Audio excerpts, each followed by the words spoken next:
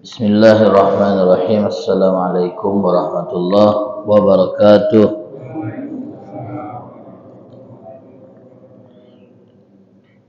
Alhamdulillah wassalatu wassalam ala Rasulillah Muhammad ibn Abdullah wa ala alihi wa sahbihi wa man wala. La haula wa la quwata illa billah. Ma'asyiral hadirin wal hadirat yang dirahmati Allah.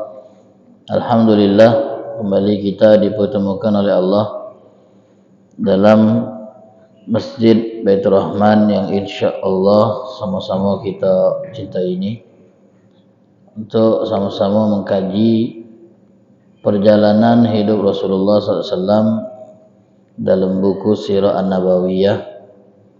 Dan Alhamdulillah kita telah sampai pada peristiwa besar yang dialami oleh Rasulullah SAW dalam sejarah beliau, yaitu peristiwa Perang Badar, yang mana sudah kita jelaskan pada kajian-kajian kita di pertemuan sebelumnya tentang latar belakang terjadinya Perang Badar. Sebenarnya Perang Badar ini perang yang tidak direncanakan, sebab tujuan awal dari Nabi SAW keluar dari Madinah bersama sahabat-sahabatnya tidak lain hanyalah untuk menghadang kafilah dagang orang Quraisy yang baru pulang dari Syam menuju kota Mekah. Namun ternyata Allah Ta'ala menghendaki bahwa keluarnya Nabi SAW bersama sahabat menuju Badar menjadi momen perang pertama kali antara Nabi SAW dengan orang-orang Quraisy yang ada di kota Mekah. Jadi karena perang ini tidak direncanakan sebelumnya, tahulah kita persiapannya memang minim dan jumlahnya juga tidaklah banyak. Namun Nabi SAW itu selain seorang Nabi yang membimbing umat manusia secara keagamaan, beliau juga seorang panglima perang yang handal. Jadi pengetahuan beliau tentang perang itu juga luar biasa. Perhitungan beliau, cara beliau menempatkan pasukan, dan cara beliau menyusun barisan, itu menunjukkan bahwa beliau ini juga ahli strategi perang.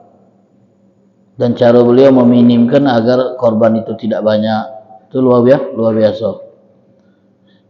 Itulah sosok Nabi Muhammad yang paripurna, yang sangat sempurna. Orang yang punya istilahnya itu kepiawaian dalam segala bidang, keahlian dalam segala urusan, termasuk dalam urusan strategi perang.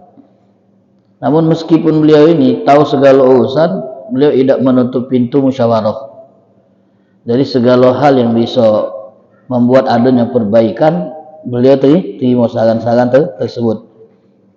Karena sudah kita jelaskan di pertemuan sebelumnya bahwa Nabi SAW pertama memilih pos untuk tempat berkumpulnya pasukan itu di satu titik tertentu. Lalu ada sahabat beliau yang kemudian bertanya kepada Rasulullah SAW, wahai Rasulullah, apakah pemilihan tempat ini berdasarkan wahyu kan? Nama sahabat ini Hubab bin Munzir. Nama sahabat ini adalah Hubab bin Munzir. Jadi saat Nabi menentukan titik untuk dijadikan pos perkumpulan sahabat yang beliau bawa, lalu Hubab bin Munzir pun bertanya, ya Rasulullah, apakah ini tempat yang Allah posisikan kepada engkau berdasarkan wahyu sehingga kita tidak bisa maju dan mundur dari tempat ini karena ini berdasarkan wahyu, atau ini merupakan strategi yang engkau pilih sebagai tempat untuk mengumpulkan pasukan? Ini strategi perang, taktik perang. Kata Nabi, ini hanya sebatas strategi dan taktik dalam perang. Oh, kalau memang bukan berdasarkan wahyu, berarti boleh kami mengusulkan tempat yang menurut kami lebih baik lagi meletakkan posisi pasukan di tempat ini. Silakan, kata Nabi. Silakan. Itu Nabi SAW. Artinya wongnya tidak istibdad bira'yi. Tidak, istilahnya itu kalau sudah memutuskan sesuatu tidak boleh diganggu-gugat. Padahal Nabi sudah menentukan titik. Dan Nabi tetap membuka istilahnya itu kesempatan untuk lain menunjuk saran yang terbaik. Apakah pilihan sahabat ini lebih baik daripada Nabi? Tidak. Tapi ngajarkan kepada kita untuk galak-galak nih mau saran orang lain, walaupun menurut kita saran dari kita itu pilihan kita sudah bagus. Asal saran dari orang itu juga bagus, apa salahnya kita untuk nerima saran dari mereka. Jadi Nabi tidak ada sifat namanya jumawah atau istilah bersikuku dengan pandangan pribadinya yang tidak boleh diganggu gugat. Yang merasa dikecilkan kalau seandainya ada yang nak melok-melok unjuk saran pula. Bahkan itu sudah hampir ketok palu itu kita di sini gitu turunnya.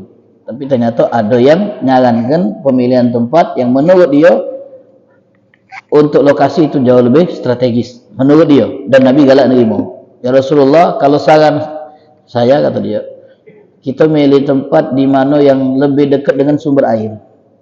Dan perlu kita ketahui Badar itu termasuk daerah yang subur. Badar itu termasuk daerah yang memang banyak persediaan airnya. Jadi kata sahabat tadi, kita dekati tempat sumber air yang ada di Badar, banyak sumber air itu. Dan kita hancurkan sumur-sumur yang lain yang bisa diakses oleh orang-orang Quraisy. Kita buat kanal, airnya kita pindahkan. Jadi pas kita harus perang, kita punya sumber air yang cukup, mereka tak punya sumber air. Strategi. Jadi luar biasa. Kata Nabi, bagus ini usulannya. Akhirnya Nabi menganjurkan sahabat untuk memindahkan titik pos perkumpulan mereka di tempat yang disarankan oleh Hubab bin Munzir radhiyallahu taala anhu. Dan ma'asyiral hadirin, jadi Nabi SAW sebagaimana yang sudah kita jelaskan, beliau ini beberapa kali ngutus mata-mata untuk mempelajari pergerakan orang-orang Quraisy. Sampai di mana mereka dan berapa yang mereka bawa. Jadi Nabi SAW mengutus.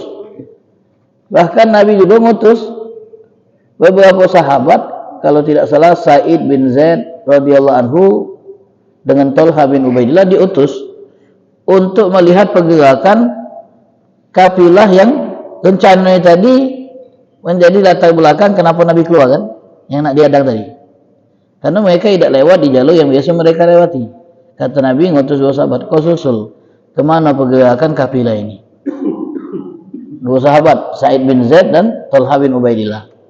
Dan memang ternyata kan Abu Sufyan telah merubah rute jalur dari kafilah ini agar selamat dari hadangan Nabi dan para sahabatnya. Nah, makanya dua sahabat ini tidak melok perang Badar. Karena pas mereka balik lagi setelah menjalankan tugas dari Nabi, perang Badar telah selesai. Nabi dah balik. Tapi dua sahabat yang tidak ikut langsung, terjun langsung dalam perang Badar, namun mereka masuk dalam daftar. Karena memang mereka lah keluar sama Nabi ini kan. Karena dapat tugas melihat pergerakan Abu Sufyan dengan kafilah dagangnya, akhirnya mereka tidak ikut langsung, tidak terjun langsung dalam perang Badar, namun bagian rampasan perang yang didapat di Badar mereka dapatkan, dan pahalanya pun mereka dah dapat. Jadi kalau kita baca Ashabu Badriyin, nama-nama wong yang ikut perang Badar, nama sahabat ini dimasukkan, disertakan di dalamnya. Jadi ma'asyiral hadirin, dan Nabi SAW kadang-kadang mengecek langsung, memantau-mantui langsung pergerakan musuh itu secara pribadi. Beliau pernah keluar berdua Sayyidina Abu Bakar. Saking beraninya kan. Ngapa Nabi tidak nugas ke orang lain weh? Tapi beliau kadang-kadang istilahnya itu menjalankan tugas ini secara pribadi. Keluar beliau sama Abu Bakar ingin mengecek langsung tentang kondisi pasukan orang-orang Quraisy. Jadi pas Nabi keluar bersama Sayyidina Abu Bakar, ketemu dengan sosok wong yang sudah tua. Lalu Nabi ngomong sama orang tadi, tolong kau beritahukan kepada kami kabar tentang pasukan Quraisy dan pasukan Muhammad. Pasti desas-desus tentang perang ini terdengar pasti. Jadi orang tua tadi ditanya, kau punya ada info tentang mana pasukan Quraisy dan mana pasukan Muhammad? Padahal yang nanya Nabi Muhammad. Namanya perang apa sih? Sembunyi-sembunyikan, pada yang tahu. Bahaya pula.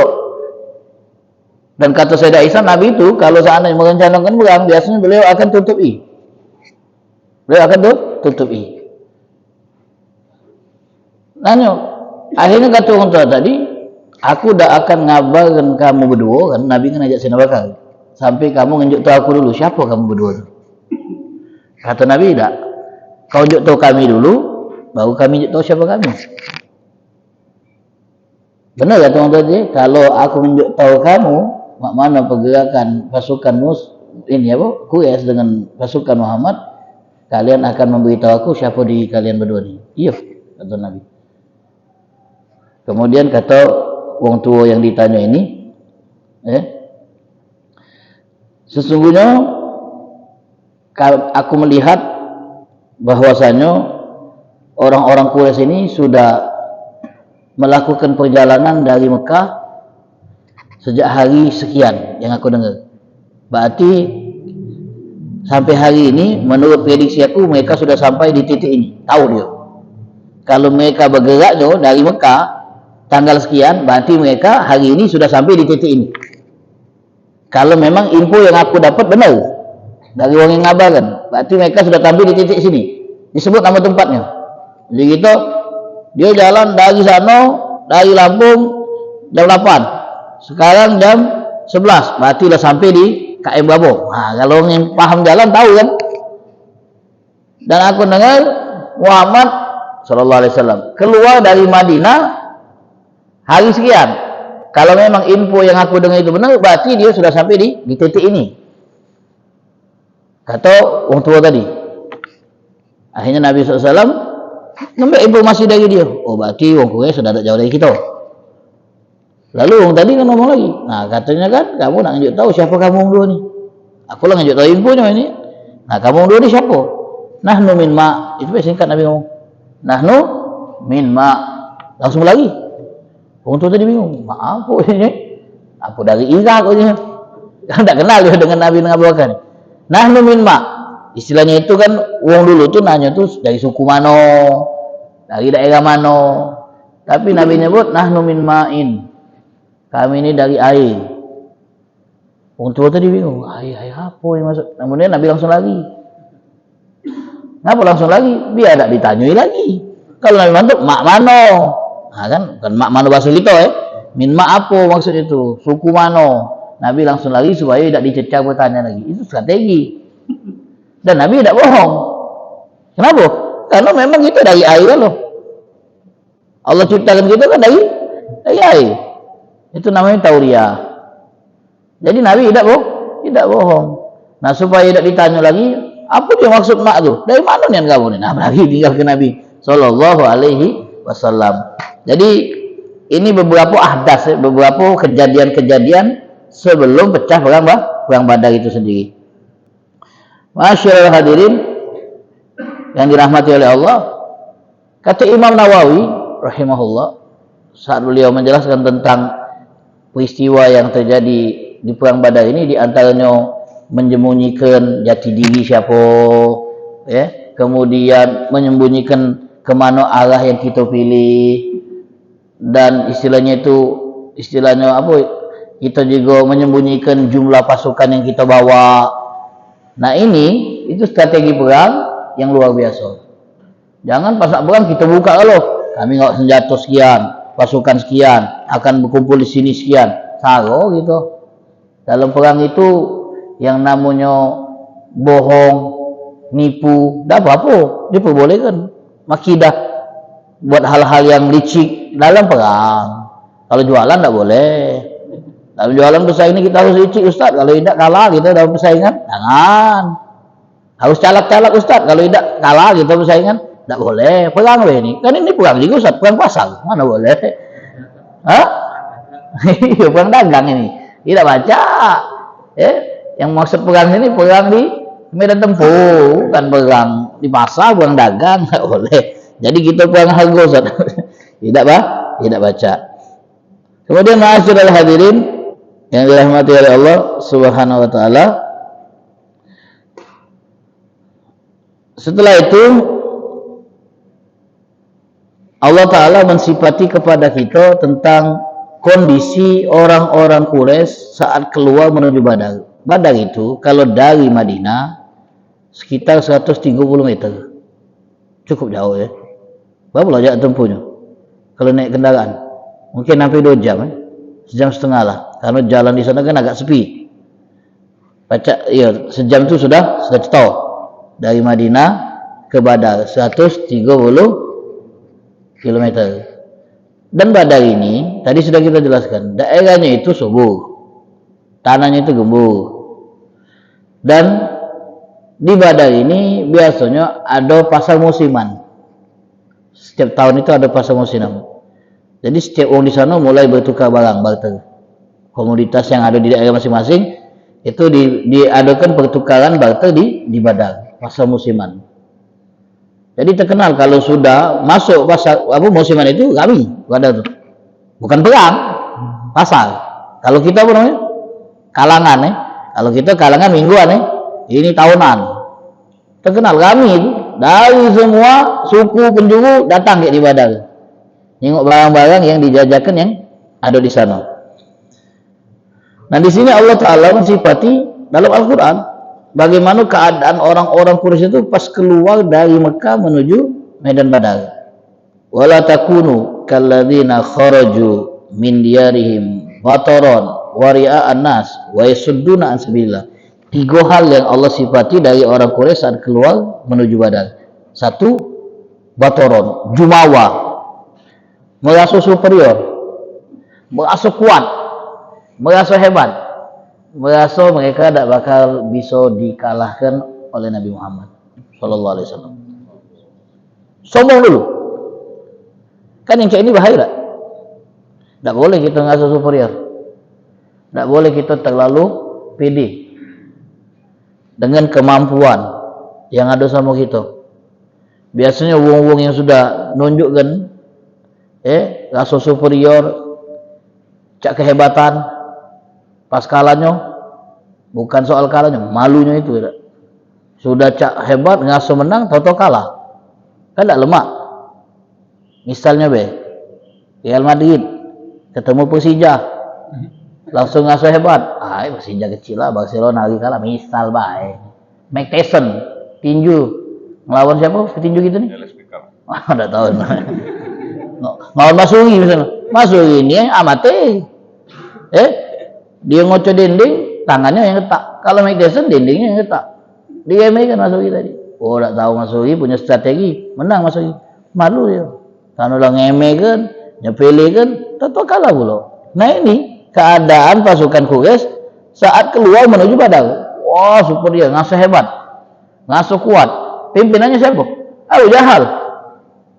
Pimpinannya Abu Jahal. Jadi pertama Allah sifati mereka ini saat keluar dari Mekah menuju Badar, bataron, ngasuh hebat, ngasuh kuat, jumawa, superior. Yang kedua ria, pamer, unjuk kekuatan. Kita ini sebagai orang Quraisy, orang yang disegani dari dulu. Jadi kita tambah tunjukkan sama orang mak mana kuatnya kita ini. Makanya saat ada usulan-usulan kepada Abu Jahal untuk mengurungkan niat perang, karena tujuan kita keluar ini nak menyelamatkan barang dagangan kita, keuntungan kita yang dibawa oleh Abu Sufyan. Mereka lah selamat, apa lagi kita nak metu? Katik motif lagi, katik tujuan lagi kita betul. Jadi malah kita balik, barang-barang kita lah selamat, nyawa kita tak terancam, balik ubah. Kita urungkan niat kita berang. Ngamuk Abu Jahal, cak mana kata orang, lah metu toto balik. Agi orang harap nganggap kita takut dengan Muhammad. Kata-kata ini, tetap metu gitu. Mak mana pandangan orang Arab? Tetap kita metu, tetap kita hadapi, biar orang Arab tambah segan sama kita.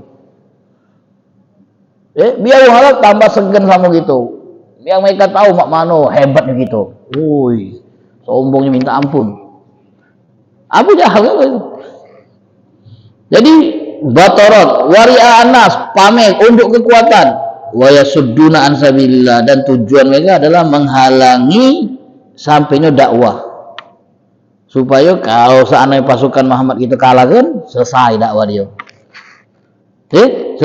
Sudah pede nian bakal menang, bakal menang. Masyaallah hadirin, wa qad jaa fi tafsir hadil ayat, terdapat tafsir tentang ayat yang tadi kita baca, makna orang-orang Quraisy itu keluar dari Mekah menuju Badar, yang disebutkan oleh Imam Qurtubi bahwasanya Abu Jahal dan rekan-rekannya yang keluar menuju Badar, yang tujuan tadi untuk menyelamatkan kafilah dagang milik mereka, itu keluar dengan membawa wanita-wanita penari, penyanyi, dan alat-alat musik. Jadi mereka anggap ini perjalanan yang menyenangkan, samping hawak wanita penghibur dari kalangan budak. Jadi di perjalanan itu kalau istirahat dihibur dengan apa? Tarian, nyanyian, sambil minum-minuman. Ngesan kan seakan-akan katik beban mereka tu orang. Kita ni sedang senang-senang. Hebat tak? Kita ni lagi senang-senang. Makanya kita gawak wanita-wanita penghibur. Selama istirahat dari perjalanan dihibur. Makan-makan, minum-minum sambil nonton pertunjukan. Katik ketegangan, katik rasa takut. Itu nampilan luarnya, tapi hakikatnya merdu lo. Takut lo. Tak berani lo.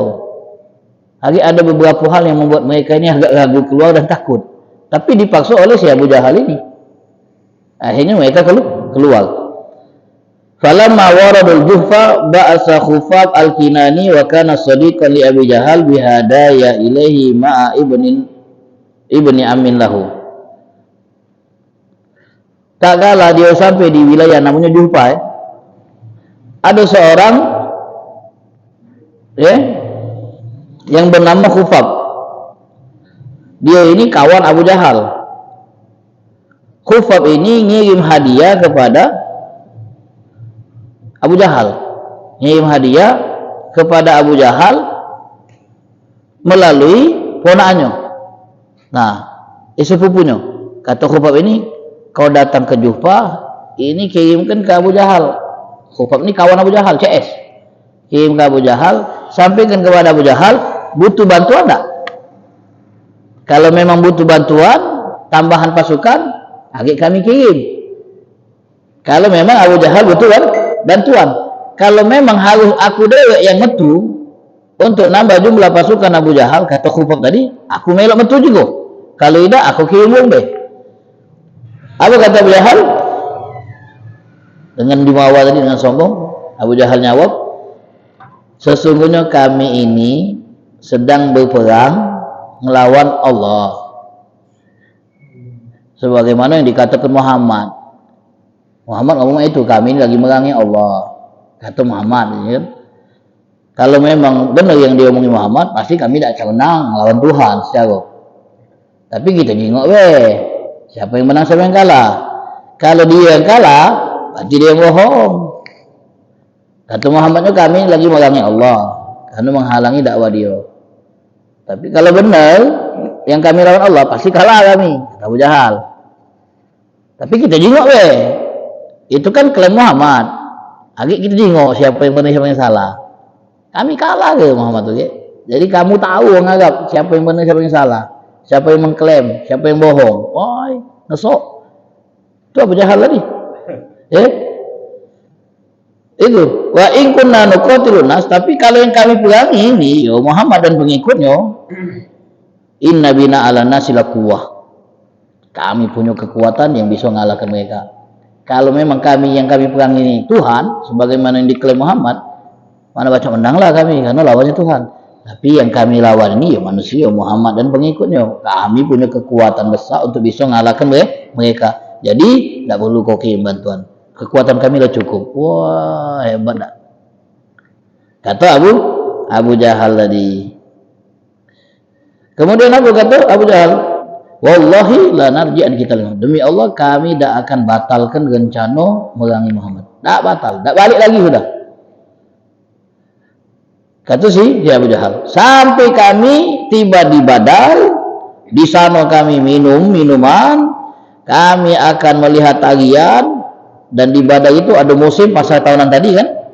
Nah, sehingga kalau seandainya kami lah sampai di Badar dan kebenaran perangnya memang tidak terjadi karena Muhammadnya lari, misalnya orang Arab dengar informasi tentang itu, dan akhirnya mereka pun tambah segan dengan kami wong Quraisy, tambah dihormatilah kami sebagai bangsa Arab. Itu kata si Abu Jahal. Ma'asyiral hadirin, yang dirahmati oleh Allah Subhanahu wa taala. Nah, ketika pasukan Quraisy sampai di Badar, dan Nabi juga sampai di Badar, tapi beda wilayah, masih belum ketemu di medan tempur. Ini baru mereka istilahnya buat kemah-kemah. Nah, mulai sufufuhum, itu rombongan pasukan yang dibawa Quraisy itu mulai goncang. Mulai dihinggapi rasa takut. Mulai tak tenang. Dan ngasuh bahwasanya mereka itu sedang menuju kematiannya. Walaupun dijenguk dari zahirnya, cak mereka itu tetap menunjukkan superioritasnya. Tapi di dalam hati mereka itu ada rasa takut yang mencekam, dan mereka merasa bahwasanya mereka itu sedang menuju kematiannya. Tapi ditutupi dengan sikap yang pura-pura berani. Jadi, masyaallah hadirin, di antara hal yang membuat mereka tuh ragu untuk tetap keluar dan berperang adalah beberapa mimpi yang dilihat oleh beberapa orang tentang apa yang bakal terjadi di Badar. Disebutkan bahwasanya ada seorang yang bermimpi, dia melihat ada seorang yang berkuda dengan membawa ba'ir, onto, datang ke perkumpulan orang Quraisy. Kemudian dia penggal kepala ontonya tadi. Lalu dia bawa kepala onto tadi ke kemah-kemah orang Quraisy yang kumpul. Kemudian dia polet di dada-dadanya tadi. Disampaikan ke Abu Jahal tentang mimpi ini. Dia tuh cuma nak nakut-nakut di kita. Secara dia masih keluarga Nabi Muhammad. Sengaja nian dia tuh bocah itu, cuma nak nakut-nakut di kita. Tak diterimanya. Saran orang ajak balik setelah dengar mimpi ini. Ada beberapa orang yang mimpi yang menunjukkan bahwasanya kaum Quraisy ini bakal kalah dalam perang ini.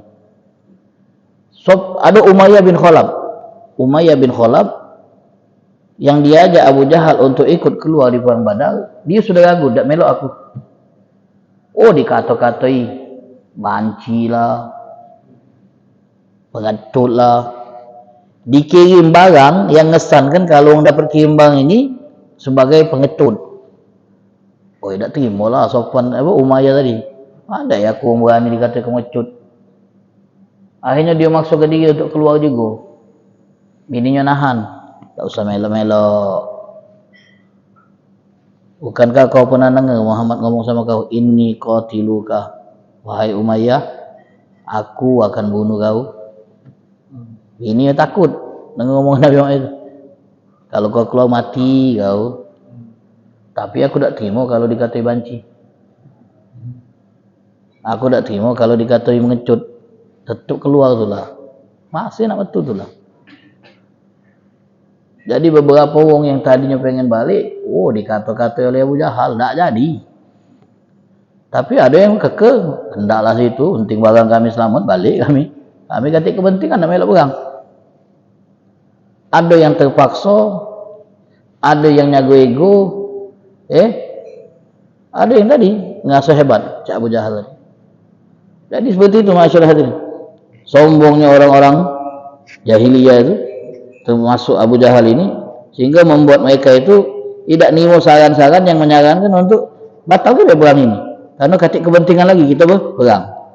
Tapi itulah sosok Abu Jahal yang sangat sombong tadi. Masyaallah hadirin yang dirahmati oleh Allah Subhanahu wa taala. Walhasil kemudian pecahlah perang Badar ini. Setelah mereka dipertemukan oleh Allah di medan Badar, di area yang luasnya itu hampir sekitar belasan kilo, luas dan panjangnya itu. Memang ini medan yang cocok untuk dijadikan sebagai tempat bertemunya dua pasukan karena areanya yang cukup luas. Kemudian terjadi beberapa hal sebelum akhirnya pecah perang Badar, tapi insyaallah itu akan kita bahas pada Sabtu berikutnya karena waktu sudah menunjukkan jam 7 kurang setengah sejam. Dan mungkin sedikit menjawab pertanyaan yang minggu lalu 2 minggu yang lalu ditanyakan oleh Kak Sapran. Kenapa Nabi tidak langsung melakukan serangan berikutnya? Ketika beliau dapati orang-orang Quraisy sudah kalah. Memang orang Quraisy kalah pada perang Badar. Tapi kekuatan mereka itu tidak menjadi lemah karena yang mati memang adalah tokoh-tokoh besarnya, orang-orang besar yang mati di medan Badar itu sesepuh-sesepuhnya lah. Abu Jahal, Sofwan, Umayyah bin Khalaf. Tapi mereka itu secara kekuatan militer masih kuat. Sementara kaum muslimin itu jumlah mereka masih sedikit. Jumlah mereka masih sedikit karena yang ikut Nabi itu baru penduduk Madinah itulah. Jadi kalau memang nak nyerang langsung ke kota Mekah itu belum pas waktunya. Timingnya belum pas, belum tepat. Makanya Nabi tidak menyarankan mereka untuk melakukan serangan berikutnya dengan alasan mereka baru kalah, mental mereka down. Ternyata tidak, mental mereka tidak, malah mereka nyimpen dendam, makanya pecah perang Uhud 1 tahun kemudian. Jadi seperti itu. Maka Nabi SAW orang yang dalam mengambil keputusan tidak gegabah. Nah, waktu momennya tepat 8 tahun kemudian kan di Fathu Mekah, kekuatan kaum muslimin sudah besar, jumlah mereka sudah banyak, dan memang mental orang-orang Quraisy donian saat itu. Nah, ini waktu yang tepat untuk ngambil alih kekuasaan kota Mekah. Jadi memang seperti itu. Allah alam bisawab.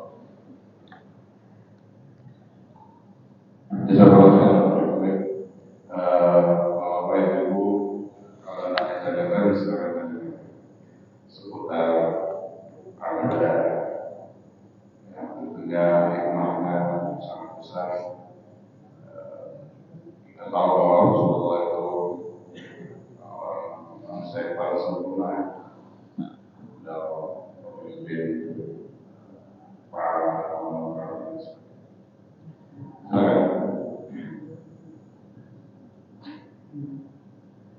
Memang kita tidak boleh sombong, tapi ada diri penolak. Ini sombong, menang. Nanya letak geografisnya di mana ya?